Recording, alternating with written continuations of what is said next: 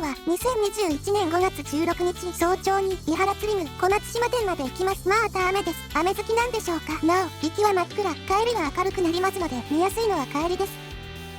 ルートは至って簡単な国道55号線しか使えません。行き帰りとも同じルートですが、帰りにリオ小松島店で買い物して帰ります。お肉がもうなかったので仕方ないのです。雨で夜の支えというこの醜いのなんとかならんやろうか。時間をよく見てください。帰りは明るくなるんですよ。一応雨なので遅いですけどね。